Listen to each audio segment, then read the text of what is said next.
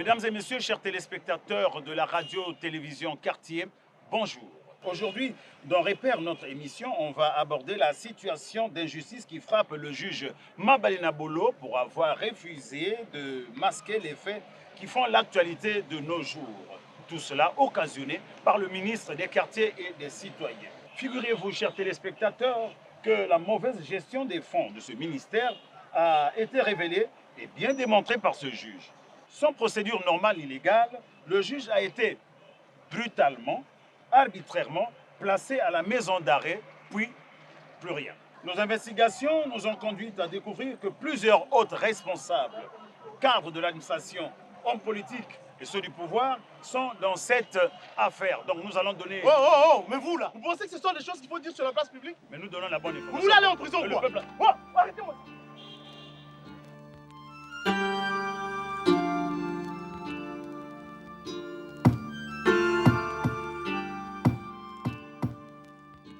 Monsieur Alabadi. Albert, Joseph. Passez à la barre.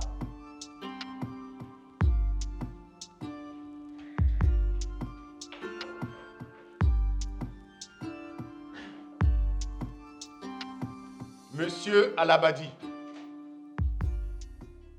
vous êtes bien le président de l'ONG Luzingu Abeto. C'est bien ça. C'est bien cela, Monsieur le Président. Vous avez, en date du 1er janvier 2020, tenu une réunion devant les villageois en débitant des propos graves. Vous avez affirmé, je lis vos propos, la société Nikbaou a pollué les eaux des différentes rivières des villages Bouala et Mboka, rendant ainsi les populations malades. Vous pensez que vous avez besoin de dire des pareilles choses aussi graves en public? Monsieur le Président, la société Nikbao exploite l'or dans ces deux villages et de manière sauvage. Et ils veulent... Vous continuez à avancer des choses graves, monsieur Alabadi. Est-ce que vous savez que la société Nikbaou est légalement enregistrée dans notre pays et dispose de toutes les autorisations nécessaires pour mener son activité dans notre pays? Monsieur le Président, nous ne doutons pas que cette société soit régulièrement enregistrée, mais doutons qu'il puisse exister de toutes ces autorisations une seule qui lui donne le droit de saper la loi en mettant en mal l'environnement et la santé des populations. C'est injuste. Silence, silence, silence. Monsieur Alabadi, vous voulez poursuivre votre réunion du 1er janvier ici dans mon tribunal? Hein? Et en plus, ce n'est pas à vous de révéler ces choses-là. Vous voulez agiter la population, c'est ça? Monsieur le Président, le droit d'opinion est garanti dans notre Constitution. Et vous dites, sur quoi sont fondés mes propos? La couleur de l'eau dans ces rivières est devenue jaune. Et à chaque fois, les populations utilisent cette eau parce qu'ils n'ont pas d'autre choix. Il n'y a ni forage, il n'y a ni d'autre moyen pour pouvoir avoir de l'eau dans ces rivières. Je vous arrête, monsieur Alabadi. Vous êtes en train de divertir la cour, hein? Vous avancez des propos injustifiés. Et vous sortez même du cadre de ce jugement-là. Vous dites qu'il n'y a ni forage, ni autre moyen pour ces populations d'avoir une eau. Vous pensez que vous avez le droit de divulguer toutes ces informations-là devant les gens? Vous habitez dans ces localités-là? Monsieur Alabadi, est-ce que ces populations vous ont choisi pour être leur avocat? Monsieur le Président, nous avons fait plusieurs visites dans ces localités. Nous avons amèrement constaté que pour que ces populations puissent avoir de l'eau quotidiennement, ce n'est qu'à travers ces rivières. Ce n'est qu'à travers ces rivières. Et nous avons également constaté que l'eau a changé de couleur. Les photos sont au dossier. Nous avons interrogé les populations par rapport aux maladies qu'ils étaient en train de développer. Et le médecin du village a bien confirmé que c'est à cause de cette eau qui est souillée que la société Nikbaou déverse dans les villages, dans les rivières. Et aussi, nous avons remarqué que les populations ne peuvent pas continuer à admettre ce genre de situation. Regardez mon dos. Regardez. Regardez, monsieur le président. Mon Stop. ventre. Silence. Un mot de plus et je vous sors de mon tribunal. Et si ça ne suffit pas, vous irez croupir à la maison d'arrêt. On souffre ici. Silence. Ah. Silence. Monsieur Alabadi, vous voyez, vous êtes en train de divertir la cour. Le fait pour vous de travailler dans une ONG, vous pensez que ça vous donne le droit d'être spécialiste de ce secteur-là? Hein? Vous déduisez délibérément que l'eau de la rivière est sale et souillée. Vous déduisez que la population est malade. Vous déduisez en amont qu'il n'y a ni forage ni eau dans la localité. Mais vous pensez que vous avez le droit de tenir ce genre de propos? Est-ce que, en tant qu'ONG, votre activité vous donne le droit de divulguer ces informations-là? Vous voulez que la population se révolte, hein? C'est ça. Vous êtes un terroriste. Vous êtes un terroriste, monsieur Alabadi.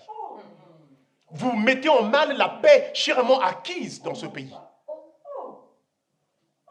Vous mettez en mal le climat des affaires en décourageant les partenaires qui viennent pour créer de la richesse, qui viennent pour créer de l'emploi dans ce pays. Monsieur le Président, je vous en prie. Toutes nos preuves sont classées au dossier. Stop! Et les services habilités? Et les ministères des Mines? Et le ministère de l'Environnement? Et le ministère de la Santé? Ils vont faire quoi? Quel travail? Oh, mais ça fait des mois depuis qu'on attend. Non, on souffre, nous. On souffre. Oui, c'est parce qu'il y a la boîte. Silence! Je dis silence! Vraiment. Le tribunal, après en avoir délibéré, condamne M. Alamadi à 1 an de prison ferme avec une amende de 2 millions de francs CFA. Oh! Mais c'est injuste. Mais c'est pas normal. Et la liberté d'opinion. Quoi? La Redites-moi ça. liberté d'opinion. Silence! La liberté d'opinion. Silence! Le tribunal décide la fermeture avec effet immédiat de l'ONG Luzing Ouyabeto et l'oblige à dédommager la société Nikbaou par une amende de 3 millions de francs CFA pour son image qui a été ternie auprès des populations. Monsieur le juge, la liberté d'opinion nous donne ce droit de sensibiliser et d'informer la population. Quelle liberté? Vous voulez m'apprendre à faire mon travail? Monsieur le Président, la liberté d'opinion est un droit. Est un droit pour toute la population. Silence, ramenez-le. Oh! Oh! Non. Mais non. Ah non! Non, mais ne faites pas ça. Hein? Ne faites pas ça. Non, mais... Ah. Hein? Ça, c'est quelle façon de faire? Silence! La séance est levée. La cour!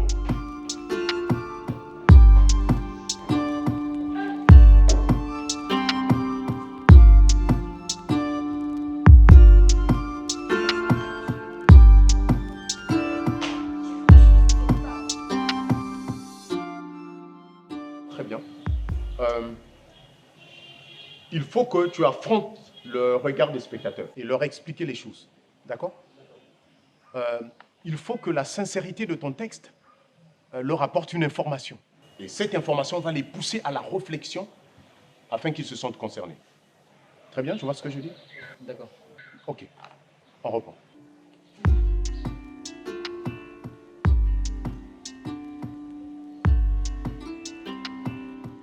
Autant de richesses qui sont exploitées dans le sous-sol du pays. Mais les populations ne sentent aucun changement dans leur quotidien. Tenez, dans le village Nyolélé, depuis plus de 15 ans qu'on exploite le pétrole. Mais tout ça ne profite à personne.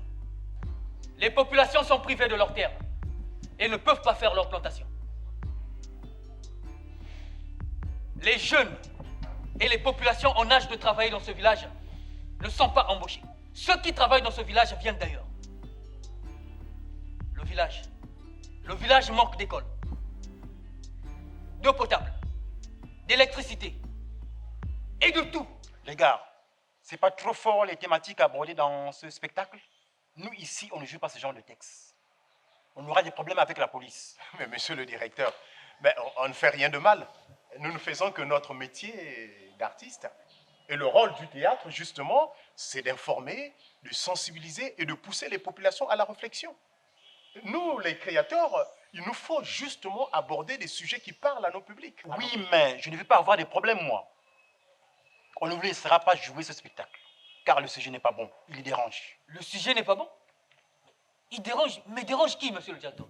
Monsieur le directeur, la liberté d'opinion est un droit et s'inscrit dans notre Constitution en son article 25. Le sujet n'est pas bon, il les dérange.